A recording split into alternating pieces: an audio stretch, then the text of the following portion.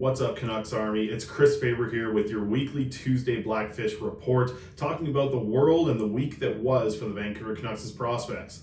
We'll start with the Finnish, and the Finnish Liga is where we're going first. We're going to talk about Yani Yerma, who had a secondary assist earlier in the week. The league is still in their preseason play, but Yani Yermo's been a guy who's bounced around a little bit, played on the third pairing, played on the second pairing, also has been at times out of the lineup when it looks like for Finnish Liga's games. He's been playing on the team Ukraine, and it'll be interesting to see kind of how the season starts and where Yermo ends up placing even on that first regular season game. We're kind of projecting him to be on the third pairing right now, and that's a decent spot for the 20-year-old who had a good showing at the World Juniors, but also showed some of his weaknesses as well. So it's going to be an up and down season is what we're kind of expecting for Yermo. If he plays well, maybe he's a top four defenseman. If he plays poorly, he might end up falling out of that Liga lineup and not being one of the top six defensemen for Ukraine. Staying in Finland, we're talking about a Swede this time with Viktor Persson, the right shot defenseman who played with the Kamloops Blazers last season. He is off with the Pelicans over in the Liga, and he is kind of looking like the seventh defenseman right now on that team. For a 20-year-old player, he should be able to get some opportunity this season. We're hoping that he can play himself into the lineup and be able to show some of those skills in his skating and shooting and just puck possession things that we like to see from the right shot defenseman. The Finnish Liga gets their regular season going next Tuesday, and we're definitely going to keep an eye on what the opening night rosters are for both the Pelicans and Ukraine to see where Jurmo and Pearson are fitting into the lineup.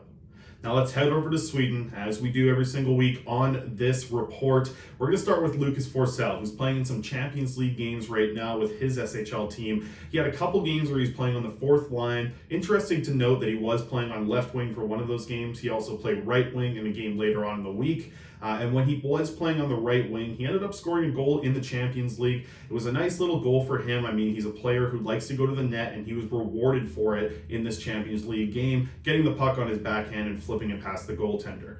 We're seeing a little bit more confidence in Forsell's game, kind of building off of what he was doing at the Four Nations tournament. And if he's able to take that confidence into the SHL season, we're definitely going to see more points and goals coming up for Forsell. He just turned 19 on Monday, so happy belated birthday to Elias Forsell. He's going to be a player that we're following very closely throughout the SHL season. Now going down a league to the Allsvenskan in Sweden, Jonathan Lekkerimäki, the Vancouver Canucks' top prospect, well, he recorded his first point of the Allsvenskan preseason earlier in the week on a 5-on-3 power play where he had a secondary assist. Looks like Lekkerimäki is going to be a player who's going to be sitting in a middle six role to start the season for the Allsvenskan, but what we're expecting is for him to be on that first power play unit for Djurgårdens and be a massive impact with the man advantage. He's getting a ton of ice time on the power play, but not so much at 5-on-5, so that's where we're going to keep an eye on what his development looks like for this season.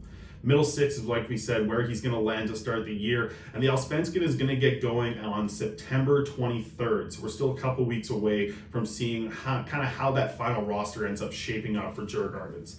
Sticking in Sweden, we'll talk about Elias Pettersson. He's been up and down the lineup for his SHL team, Örebro. We've seen him play second pairing, third pairing, seventh defenseman. He's been all around it this week in his 3 games of SHL preseason with Örebro, so we don't really know where he's going to start the SHL season. The SHL gets going on September 17th, and we don't really know if he's going to be one of the top 6 defensemen playing for Örebro, but the fact that he was up playing on a second pairing earlier this week does give us kind of hope that maybe he fits in on a third pairing.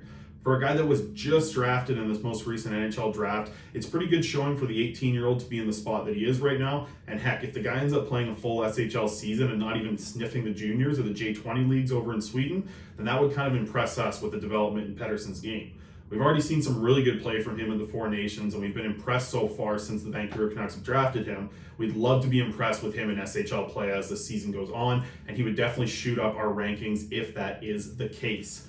All right, we'll wrap things up with the KHL. Dmitri Zlodeev, though he had an incredible preseason, we've talked about it here on this show for a couple of weeks now that he's been scoring a lot of goals in the KHL preseason, but he wasn't in the lineup for Spartak to start on their first regular season game in the KHL. Yes, that's right, the KHL is already into their regular season.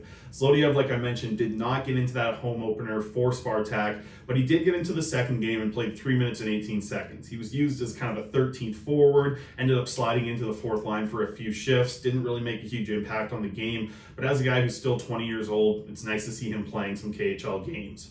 So that wraps it up for the prospects report. We also have the Blackfish article where I had a conversation with Canucks prospect Connor Lockhart, who was a 6th-round pick in the 2021 NHL entry draft. He was traded this offseason in the OHL from the Erie Otters over to the Peterborough Petes, and he's excited to see what that Petes team is looking like. There's a lot of strength in that roster, and Lockhart talks about a lot of stuff that he took away from development camp, being able to be on the ice with the Sedins, and how excited he is to get to Young Stars tournament, which is now just about 10 days away from today. So we're excited for that. We're excited for more prospects reports. We'll keep them coming here every Tuesday. For Canucks Army, my name is Chris Faber, and we'll see you next week for another Blackfish prospect report.